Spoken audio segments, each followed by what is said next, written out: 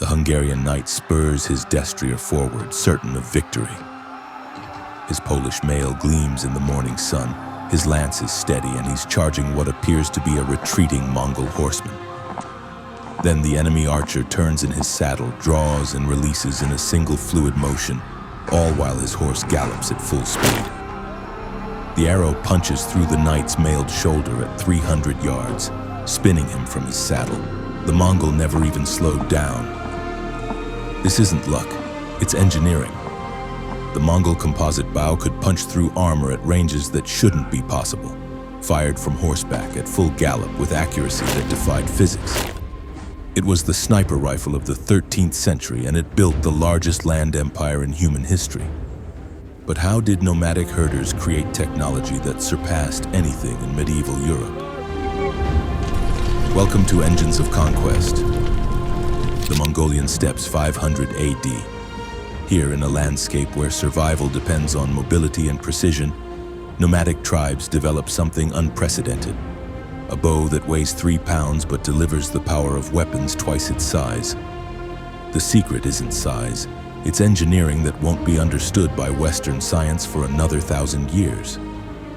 The Mongol composite bow isn't carved from a single piece of wood like European longbows. It's a laminated marvel built from up to 16 different materials. Bamboo or birch for the core, horn from water buffalo or yak compressed on the belly side, sinew from deer or elk stretched along the back, all bound together with fish glue and wrapped in birch bark. This isn't just craftsmanship, it's biomechanical engineering. Horn resists compression better than any wood. Sinew stores and releases energy more efficiently than plant fiber. When combined, they create a composite structure that generates massive power from a compact frame. The same principle used in modern fiberglass bows. Building one bow required 2 years of patient work. Master bowyers selected materials during specific seasons, aged them for months, then assembled layers with techniques passed down through generations. The finished weapon was a technological marvel that European metallurgy couldn't match. But the bow was only half the system. The other half was the archer. Mongol children learned to shoot before they could walk properly. By adolescence, they could hit targets at ranges that amazed visitors from sedentary civilizations. European chroniclers described Mongol archery as supernatural because they couldn't believe human skill could achieve such precision. The true innovation was mounted archery. While European knights fought with lance and sword, Mongols perfected the ability to shoot accurately from galloping horses. They developed special techniques.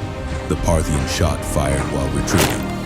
Volleys coordinated between multiple riders and precision targeting that could pick off enemy officers from cavalry formations.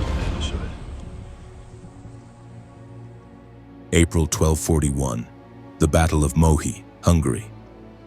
European heavy cavalry, the finest military force in Christendom, faces something unprecedented.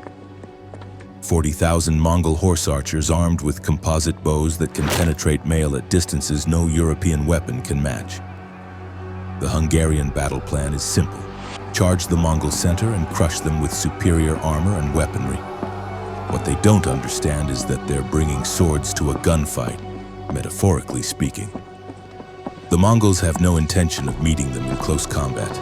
As the Hungarian knights thunder forward, the Mongols execute their signature maneuver, the feigned retreat. Their entire army wheels away from the charge, maintaining perfect formation while unleashing continuous arrow volleys from composite bows that outrange anything the Europeans possess. The psychology is devastating. Hungarian knights find themselves chasing an enemy they can't catch, taking casualties from weapons they can't reach. Their heavy armor, their greatest advantage in traditional combat, becomes a liability against opponents who refuse to fight traditionally. Then comes the master stroke. As the Hungarian formation disintegrates under constant archery, Mongol heavy cavalry charges the flanks.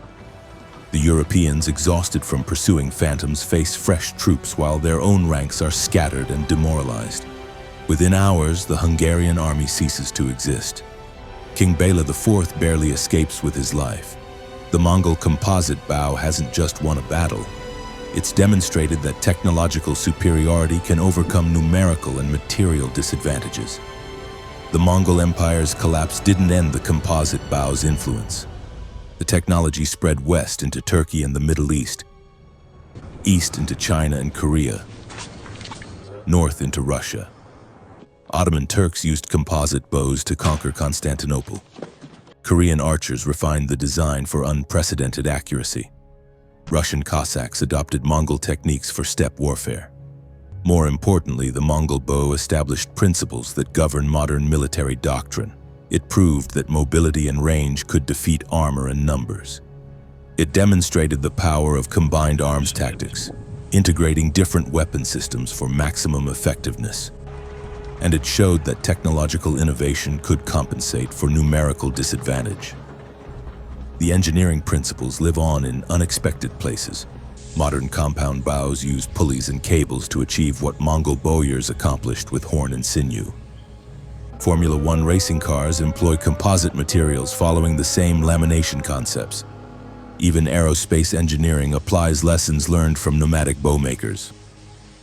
But perhaps the composite bow's greatest legacy is strategic. The Mongols proved that a smaller, more mobile force with superior technology could defeat larger, traditionally equipped armies. This lesson echoes through military history, from Alexander's cavalry to modern air power to today's drone warfare. In our age of precision weapons and standoff engagement, every guided missile and sniper system follows principles established by Mongol horse archers. Accuracy at range, mobility for survival, and the understanding that the side that can kill from farther away usually wins. The Mongol composite bow reminds us that the most revolutionary technologies often come from unexpected sources. Not from wealthy civilizations with massive resources, but from people forced to innovate by necessity, environment, and the simple need to survive. 700 years ago, nomadic herders armed with laminated bows conquered half the known world. They didn't do it through numbers or wealth or industrial might. They did it through superior technology, relentless practice, and the understanding that warfare is ultimately about engineering. Building systems that project power more efficiently than your enemies can defend against it. Today, as we develop hypersonic missiles and artificial intelligence, as military power shifts toward those who innovate fastest, we might remember the lesson of the Mongol bow. Sometimes the most devastating weapons come not from the most advanced civilizations, but from those who must be clever to survive. What weapon changed history the most?